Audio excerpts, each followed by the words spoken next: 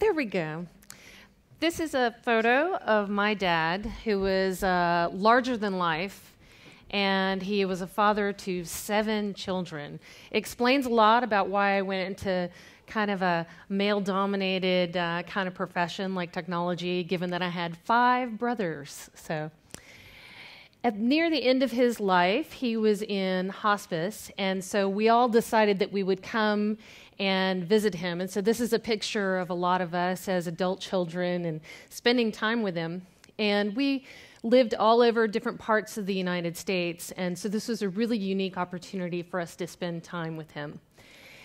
And I had recently finished working on a really massive redesign of a healthcare website specifically for elderly patients. And for them, we'd built this really cool medication tool that we were very proud of. And so we had this wonderful screen that we had built, and it was separated into 3 columns for people to add a prescription drug to their health insurance plan. So you would search for the drug, you'd click the search button, and the search results would show up in this middle column. And then when you select it, you follow a couple of steps, and it would be listed right here. And we felt really proud of it. I had done a lot of work on it from an accessibility point of view. It was fully keyboard accessible, felt great about that. The source order was pristine. Everything in the markup was really, really well done, and I was pretty proud of it. And so I had this time that I was spending with my dad, and I thought, well, he's kind of, a captive audience, and he's really the target audience. And so I asked him if he wanted to take a look at the work I'd been doing. You kind of want to show off with your dad. And so the example that I mentioned, we looked at, I said, what's your first drug, your first medication? He said Coumadin, which is a blood thinner. And of course, I typed it incorrectly because I don't know how to spell Coumadin. But a lot of things came up and showed up in the search results list. So I selected this add button, and then a modal dialog comes up because the idea is, you might have a generic or a brand name of that drug. Only my dad was 76 years old, and he had had 2 strokes just recently. And so he had partial vision in one eye and cataracts in another eye, a cataract. So this isn't actually what my father saw. This is much closer as a simulation to the experience my father had when he was looking at this and trying to determine what selections to make. And if you think back on this isn't something that he grew up with his whole life. It was something that had recently happened to him as a effect of some of the medical things he was going through. So we're kind of going through this together, and a second modal comes up to talk about dosage, to be able to select, do you take it every day, that kind of thing. And I realized I needed to help him with this, and so we kind of worked through this. I started reading things aloud to him because I realized that he wasn't able to make out a lot of these details. So this is kind of what the search results look like for him. And we selected it, got everything, and then slowly but surely, I had him look over here, and he had to kind of scroll around to look, and saw that Coumadin was indeed added to his drug list. So that took about 10 minutes or so for us to get through that experience. And so I said, all right, Coumadin is entered. How many more meds do you take? And he said 10. There was this awkward pause, and he didn't want to hurt my feelings. And he said, can I ask you something? And I'll never forget the question. If it's accessible, why is it so hard to use? So the truth is, we had done all this work on making it technically accessible, and we had gone through a lot of accessibility use case testing on our own. But because we had never done any usability testing, we never really understood that it might actually cause problems outside of what our typical use cases are, especially people with low vision. So a lot of times in accessibility, we'll talk about people who are blind who use screen readers. For every 1 person who is blind using a screen reader, there are 8 people who have low vision in some form. So that's a statistic that I hope that you remember when you think about considering a more inclusive way of doing things. Additionally, I thought, well, maybe my father's just an extreme case. 10 medications sounds really, or 11 medications sounds really extreme. The average number of medications that senior citizens take, 11. So I have this kind of internal thing in my head now that I do that's like rule 11. If I think something is easy to use, I do it 10 more times and see, do I still think it's easy to use? So today's talk, accessibility for UX, don't worry, it's much worse than you think. My name is Elle Waters. I haunt Twitter quite a lot, so please definitely reach out to me at Nethermind. I worked for years for a company called Simply Accessible. We recently got acquired by a bigger company called Level Access. So you'll see a little bit of duplication here and there, but you can definitely reach me at any of these ways. And my slides will be available and I'll have this at the end of the presentation too. lateach.es/L. So we had this question a few years ago because user experience is a pretty significant and often overlooked piece with accessibility. Oftentimes people are looking in the development environment, but developers are usually inheriting a lot of design-related accessibility problems. And so then they have to do these, technical gymnastics to be able to make something phenomenally better when a lot of the problems started in the design phase. So we did sort of a survey. We have Family Feud in the United States, and I had to actually look up what did people in the UK grow up with, and so apparently Family Fortunes. Pretty funny YouTube videos. So we asked questions and surveyed a lot of different UX professionals about why don't you incorporate accessibility into more of what you do in user experience. So survey says, top answer given, accessibility is intimidating. Yes. It's intimidating.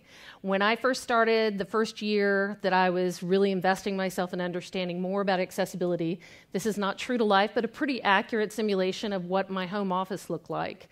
Because there are books upon books upon books and online publications and tons of rules.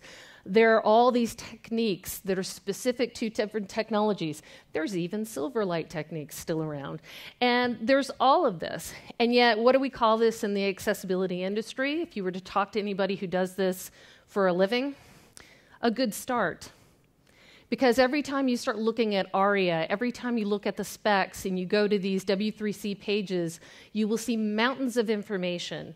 And you think, how can I possibly do this every day in my job? How can I incorporate all these detailed instructions?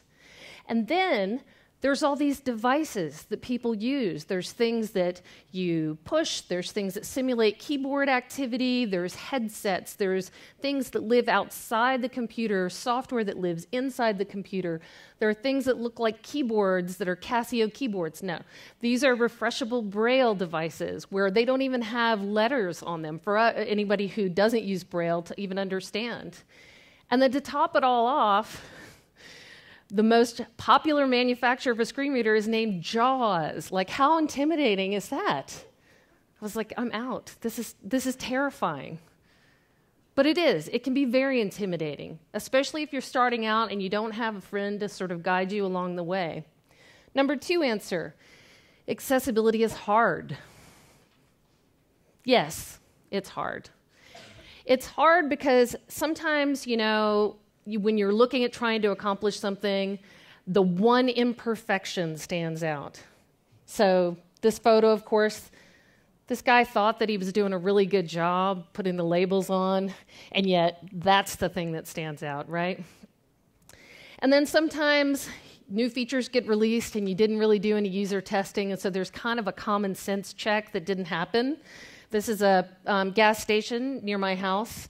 And it reads, do you want a receipt? The yes button points straight to the red button, and the no arrow points straight to the green button. And you kind of stop for a second. You figure it out, but not without noticing, right, that there's a problem. And then sometimes we secretly hope that good enough. Isn't that just good enough? I'm tired.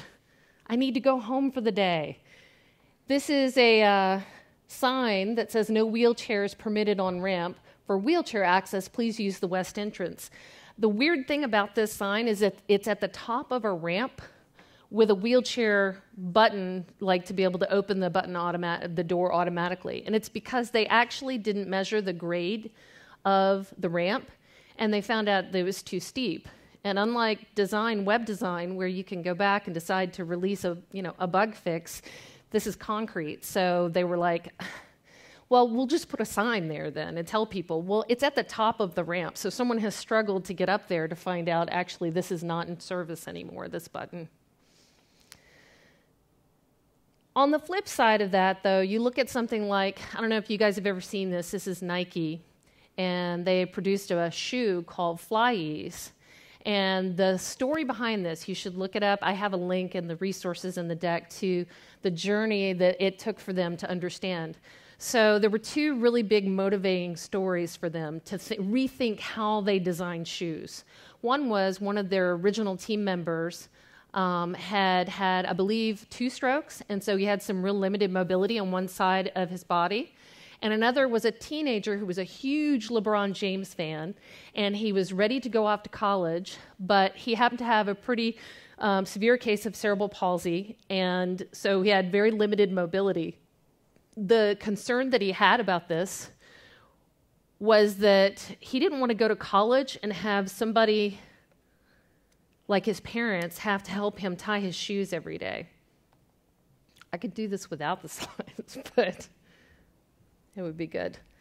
So what Nike decided to do was to do some research on what would be the easiest way, mobility-wise, to redesign the shoe and make it something that you could use with just one hand to be able to unzip. So I'm going to keep going without slides, and we'll just catch up with them. So the thing to keep in mind with these kinds of circumstances is these are not necessarily accessibility problems, pure and simple, right? These are usability problems. But disability is a usability amplifier. And by that, I mean that if a web form is kind of frustrating and difficult for you, and it takes you an extra 30 seconds to be able to figure out what went wrong with the error messaging, it may take somebody 3 to 10 minutes if they have disabilities. Likewise, if something is easier, like this Nike Fly Ease shoe, or if you've seen the Tommy Hilfiger adaptive clothing, and a lot of these things, you say, well, this is just good for everybody, right? This is something that's much easier to use for everyone. Well, it becomes exponentially easier for someone with disabilities to be able to use that feature. Sorry. That's okay.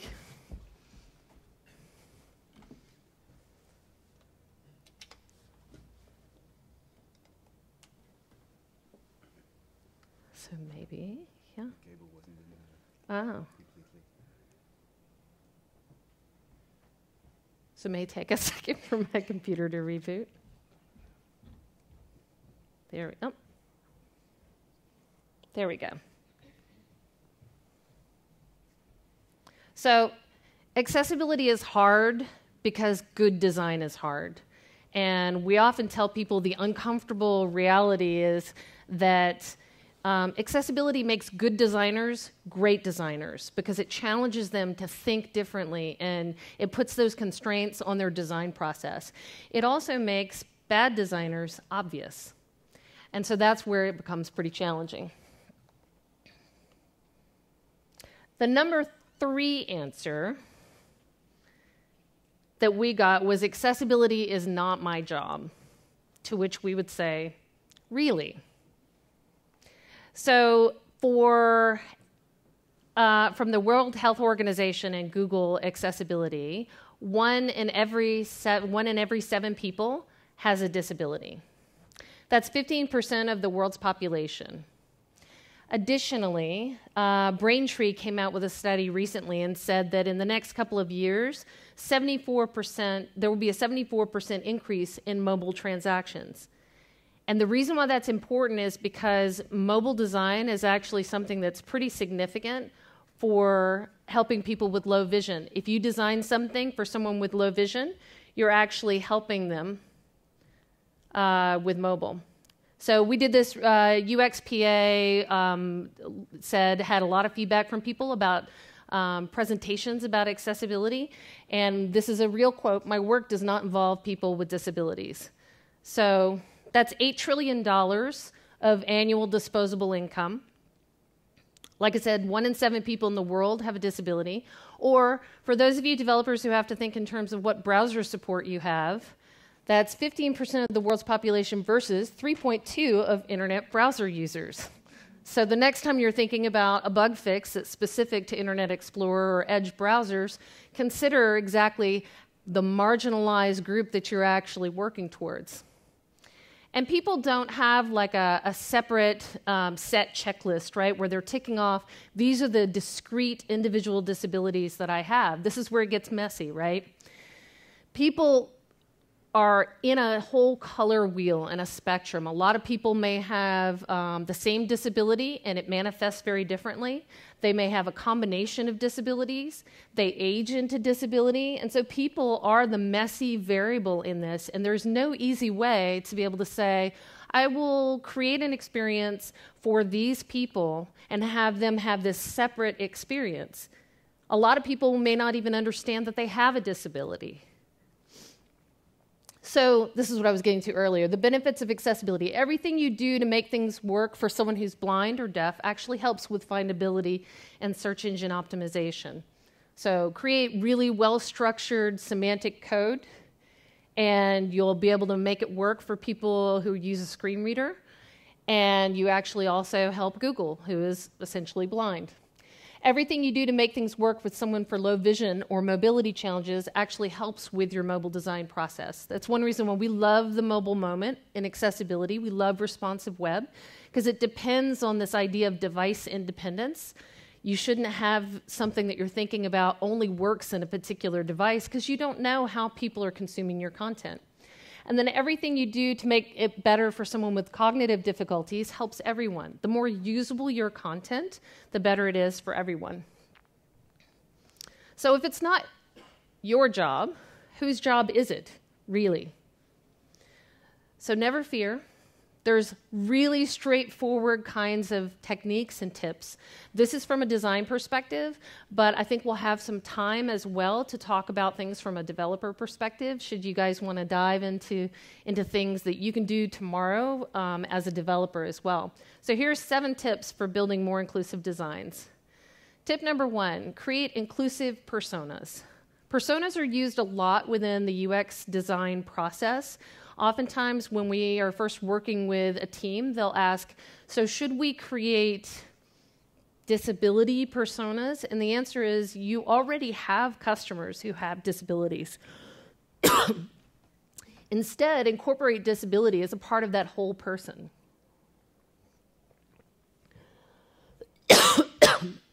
So we create these examples. This is Giovanni. He's 27, single, no kids. He's a gallery artist. He works from home.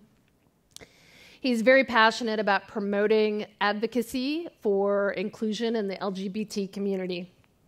And he uses artwork to create that awareness.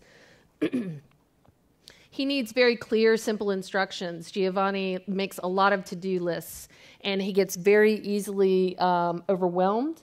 And he's somebody who would define himself as on the spectrum. There's a lot of different ways that people self-identify and how they embrace disability or neurodivergence. This is something that we might say has autism spectrum disorder.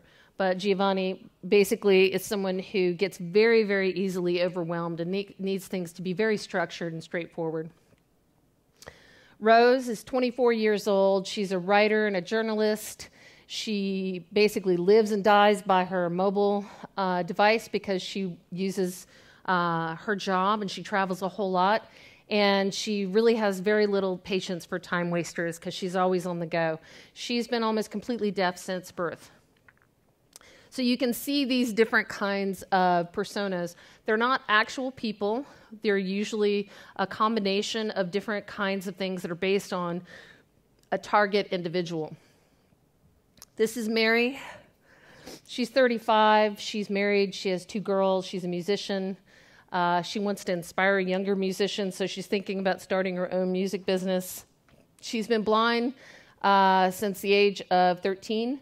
She really needs significant trust in other people because she's very dependent on other people in a lot of ways, but she has parent fatigue, which is also a feature. This is an example of the sound of a screen reader by an actual user. We do a lot of remote moderated usability testing, and so there's real benefits to that because we're able to intervene if somebody hits a hard stop with something and they're not able to complete a task. We can intervene, and we do a lot of remote desktop kind of activity, and we can move them to the next step. So there's a different, people use screen readers in different ways. There's a very transactional way that they'll use a screen reader when they're trying to, say, for example, set up this software that we're working on with them, versus when they're encountering a web page for the first time. But for those of you who have never actually heard the speed at which someone who is commonly using a screen reader every day uses it, I felt like it would be important to just kind of share this. Well, or does the audio work? This is a technical challenge today. I'm sorry. I'm cursed. I thought with HDMI it would just come through. Yeah, No. All right. there we go. Thank you. All right, we'll start over.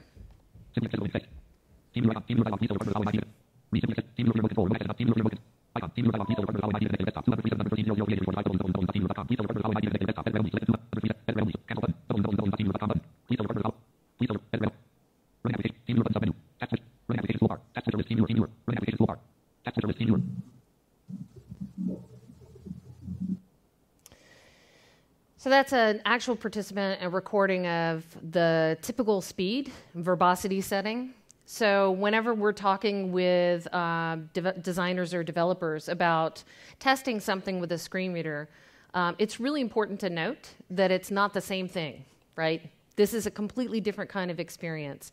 And so it's worth keeping that in mind when you're thinking about it's worthwhile to do specific strategic testing with a screen reader, but it's not the exact user experience that someone who uses it every day would have. This is Sean. He's 31 years old. He's engaged, very competitive. He's building his own mobile app. He plans to get his own startup launched by the end of 2018.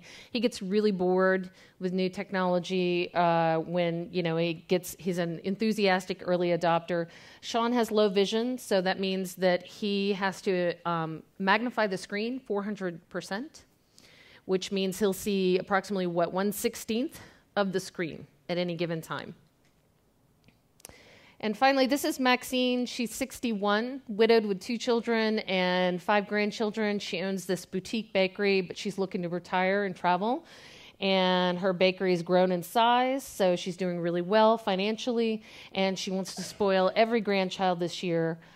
She's an extrovert, has great people skills, but she has severe arthritis from years of doing all of this baking work. So we go through these exercises with teams because it's important to think about accessibility beyond the requirements needed in order to comply with a law, because ultimately all those requirements came out of actual user experiences, and they're real people who are using your products and your devices.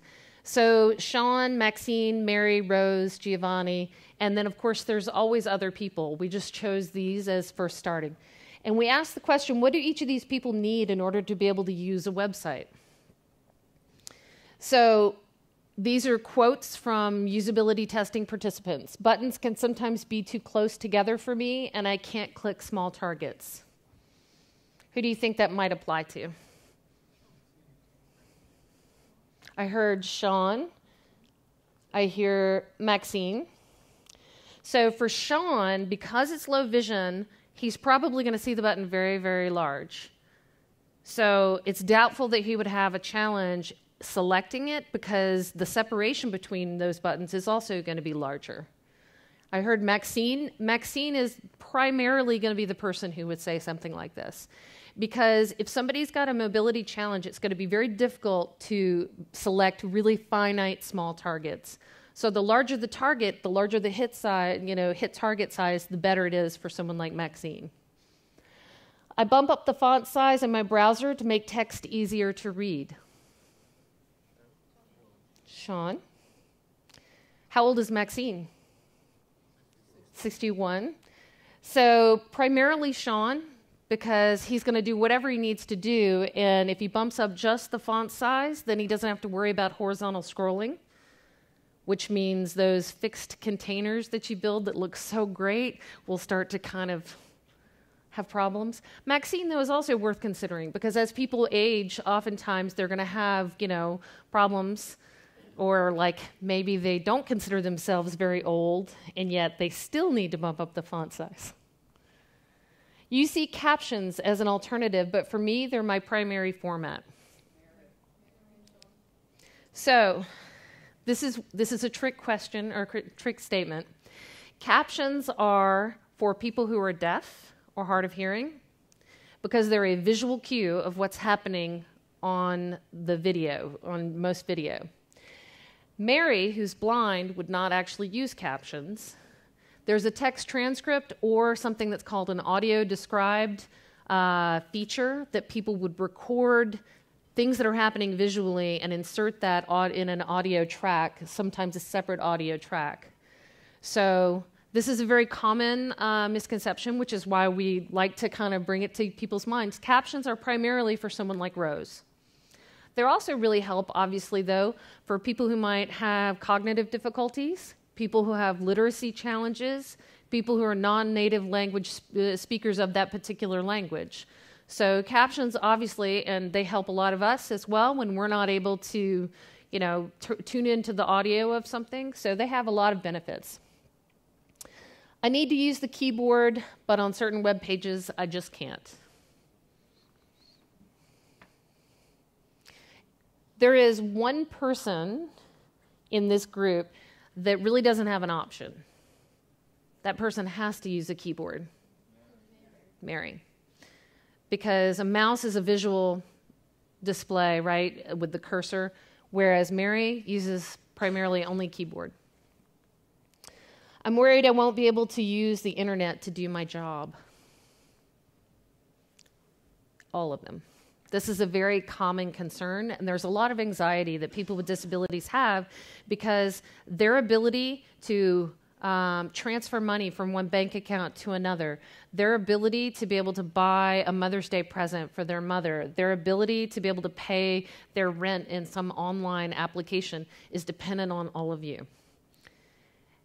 No pressure, but it is important because some of this is beyond their control and they can do a lot of things, and people are incredibly clever and resourceful, and they will use a lot of workarounds in order to make something work. They want to be successful in completing these tasks, but they're worried, and where it really hits home is when you have these systems within an office environment, because then they're not just a paid customer, they're actually trying to do their job so that they can earn their paycheck.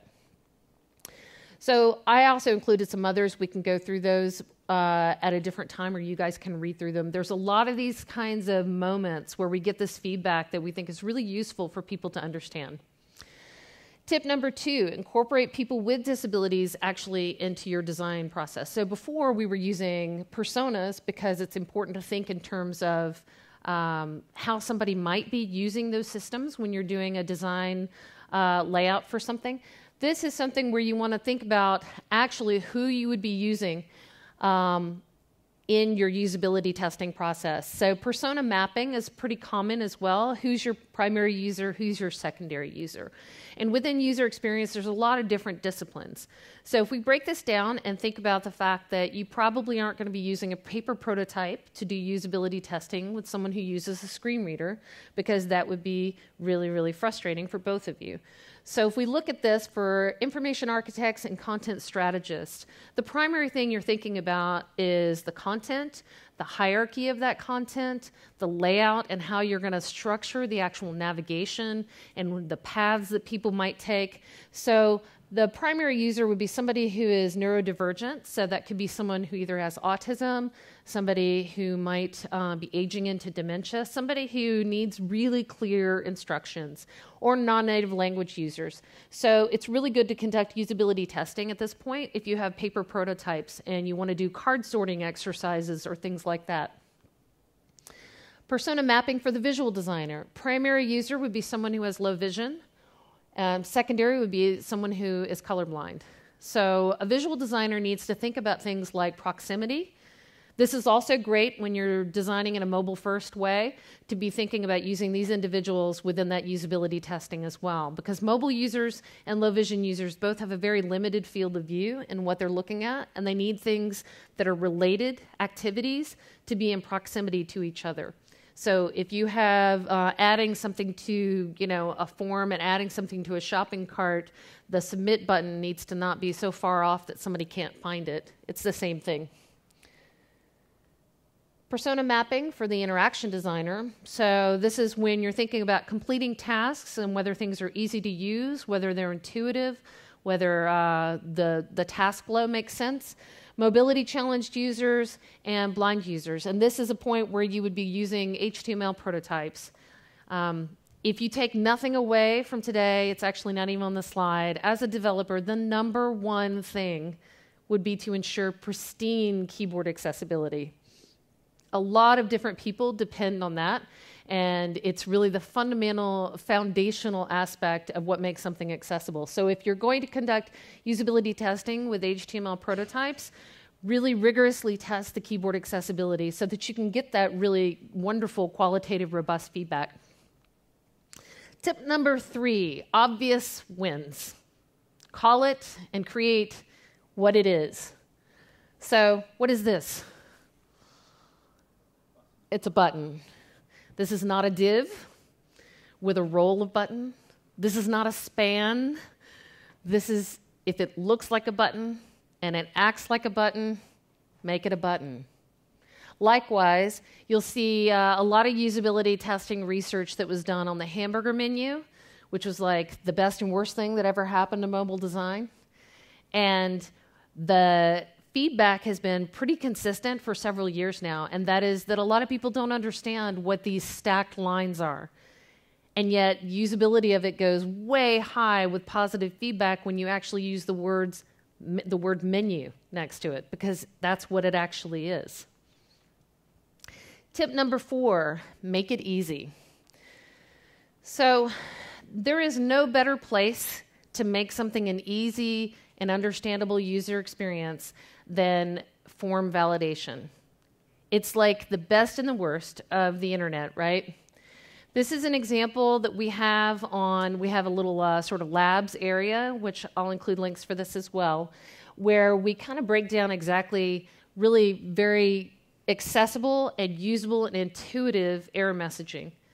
And there's research that's shown that when people are easily able to recover from an error in a form, it breeds so much brand loyalty and so much goodwill between that company's brand presence and the end user. So if you want to think about it, providing cues and information for people as they work through this is really useful. One of the examples that we provide is if you have multiple errors on the page, gather them up into a summary bucket and tell people exactly what the issues are. So the following 3 items require your attention. This is beyond compliance. This is beyond technical accessibility, right? This is really helping somebody understand, I know now that I have 3 errors that I'm going to have to correct. Providing hyperlinks so people can jump directly to the error that's in question. Very, very useful. If somebody is actually in pain physically and has to use a keyboard and they have very limited mobility, providing a hyperlink down to that to correct that, it's a phenomenal use and help for them. And then providing both field level as well as this error summary bucket for the messaging is helpful, making it very specific. So you can't have a date of birth in the future. This is required. And then we have this extra piece that's a little bit experimental, and that is a skip link to the next error. If you have a really long form, you might want to first ask why, and that's worth asking. But if you have a really long form and say errors are in field 1, 20, and 25, the idea of somebody having to tab all the way through those different fields in order to be able to get to the error in question, it's extra work for them. So make it as easy as possible. There is also research with embodied cognition, this concept that people use the manipulation of things in order to learn and understand more outside of themselves. And so oftentimes I think people look at error messaging as, well, somebody has made a mistake. And that's pretty common, but it's also very possible, especially for people with disabilities, that they are understanding the system before they fill in the information that you need.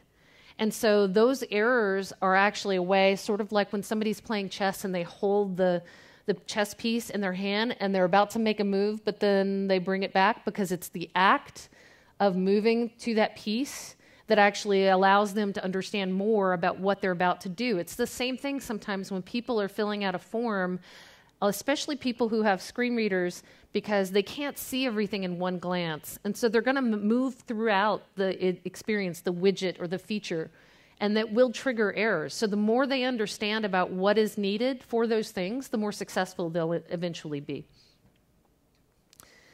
Tip number 5, make it predictable. How many of you guys have pattern libraries, and it's okay if they're not very good yet, or you're working off of a component library, or you have a design system? I'm really sad to see no one's raised. 3 people raised their hands. So this is an example. Material design is another one that Google puts out that somebody mentioned earlier today. Lightning design system from Salesforce. The concept of a pattern library is the silver bullet to being successful with accessibility. It is the way.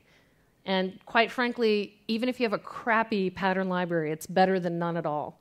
Because if you put this much effort, like we said, accessibility is hard. If you put this much effort in making a modal dialogue fully accessible, why would you then want to have 8 different times of different iterations of a modal dialogue that you then have to put that much effort into? The more consistent, the more predictable you are, the better user experience. But it also reduces the cost for what accessibility will take, both from an effort and from ultimately maintenance afterwards. So we've also found, too, in a small case, with regards to consistency and predictability, this is an example through usability testing. People get angry when inline validation creates errors in a form before they can fill anything out. So that's something Arlbaugh can call premature inline validation. The user's input is marked as invalid before they finish typing, and it reprimands them for mistakes they haven't actually made yet.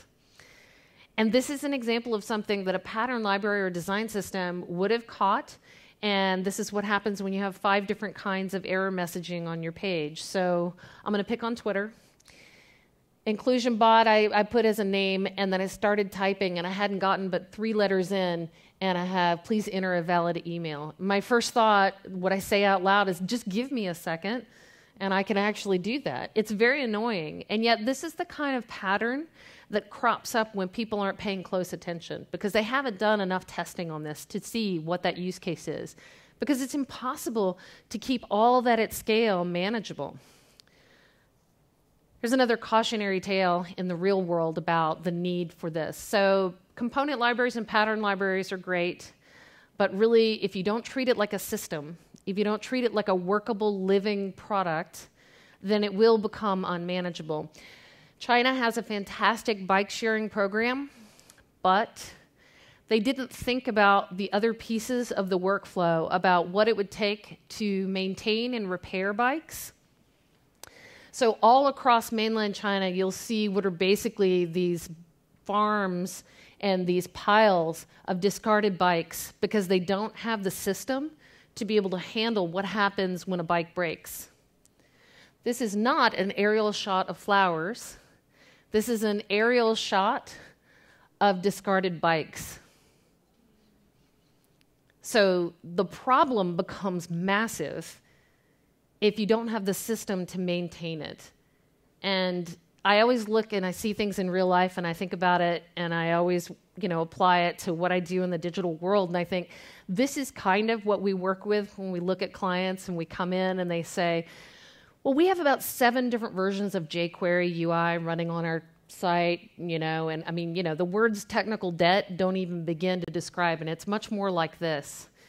And the need to have to remediate and fix all the accessibility problems, imagine every single thing as its own bespoke snowflake problem and having to fix that. That becomes exorbitantly expensive. Accessibility is only expensive in 2 ways. The initial upfront dedication to it, hard work, and take some effort and will cost something from you guys. After that, it depends on how much you decide to pattern that. Otherwise, it becomes like this. Tip number 6, use progressive enhancement. That's sort of grown out of fashion these days, and I think people misunderstand when we talk about progressive enhancement. They think we're not big fans of JavaScript, or that we think that everything needs to be fully functional with just an HTML5 page. That's not what we're saying. What we're saying is, here's an example of an autocomplete feature. If you're looking at this and you recognize that you should be able to type something in, and typically you get examples of what might be listed in that list, and you select one down on the list.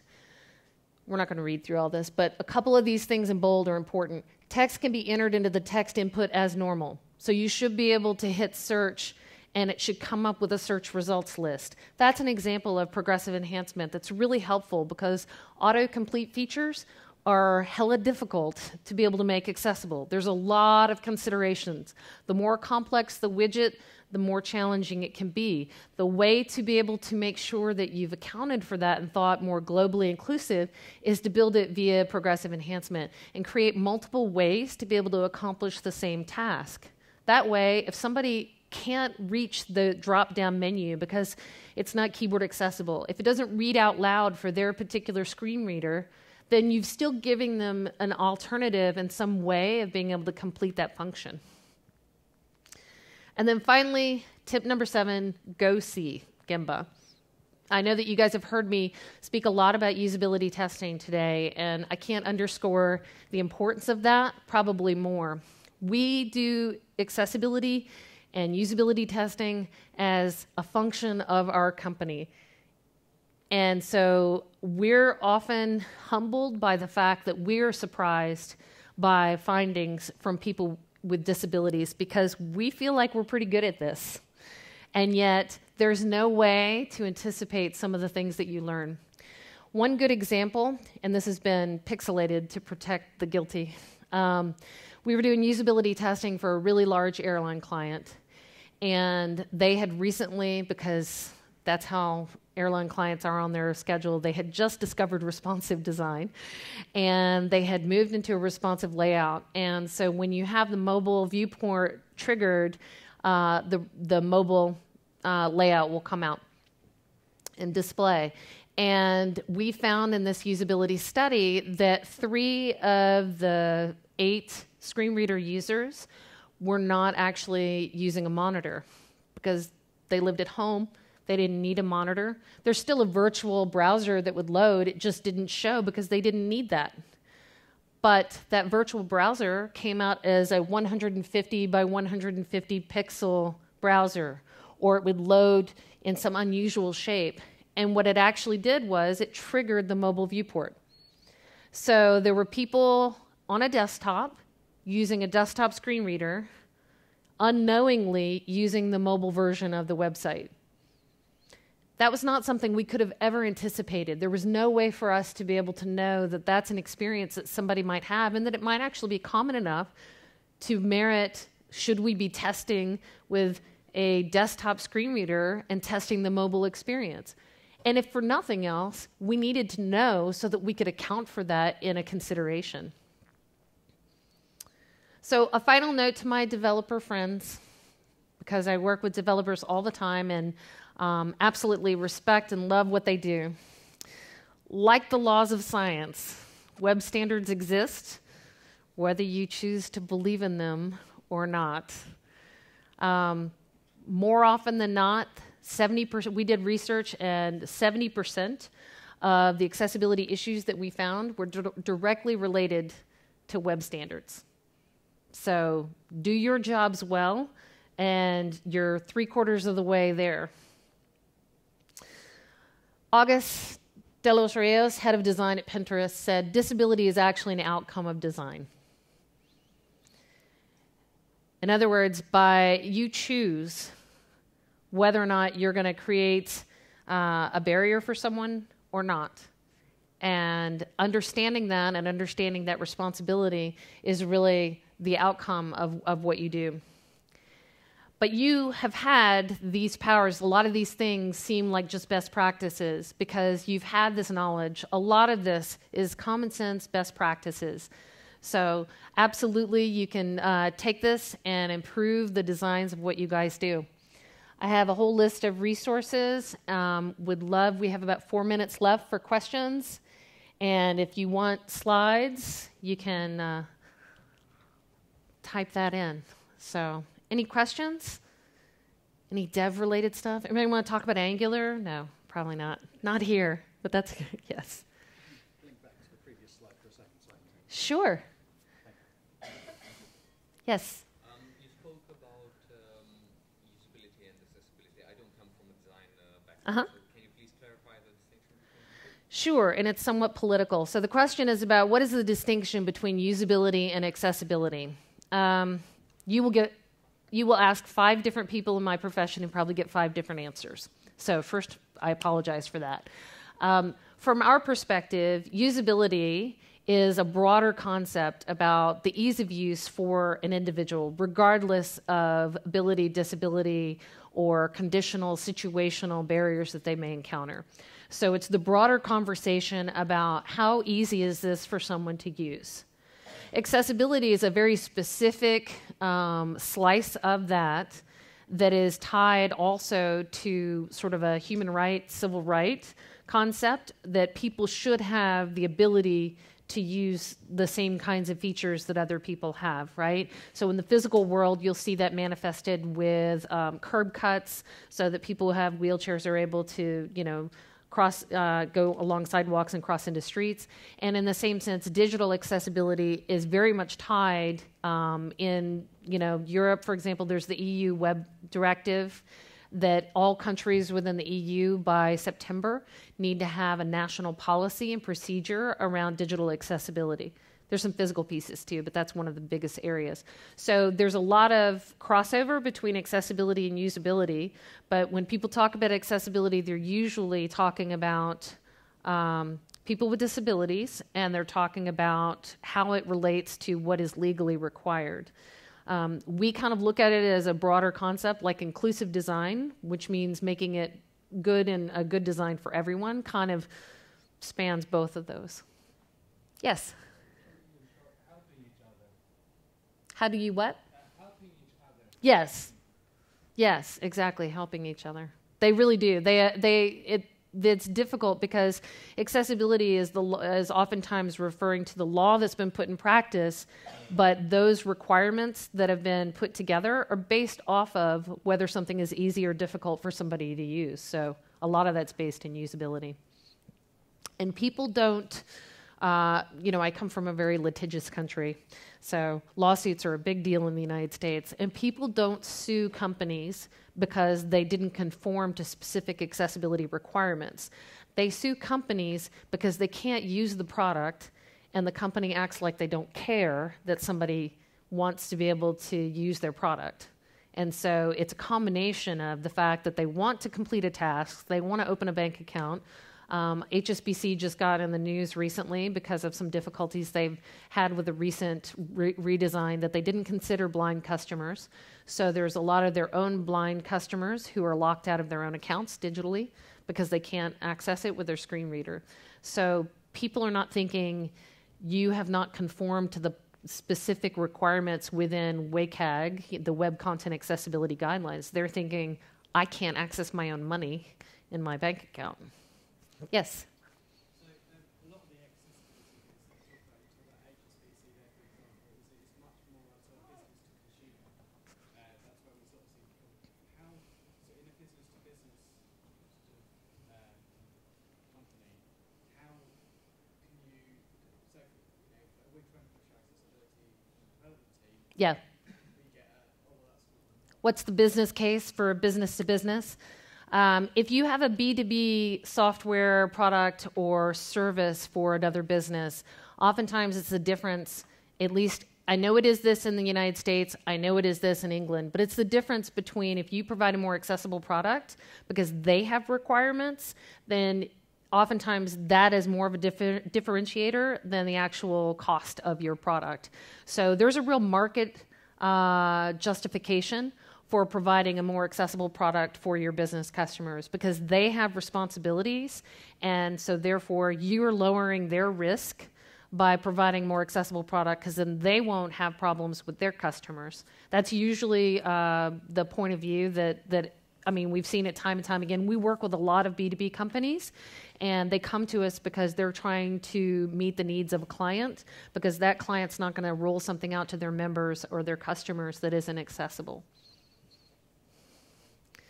Thanks, guys. Hey, I'm going to this DevRocks thing. I'm very excited about it. If you want to get super nerdy and talk about anything having to do with accessibility, I'd love to. So thanks very much.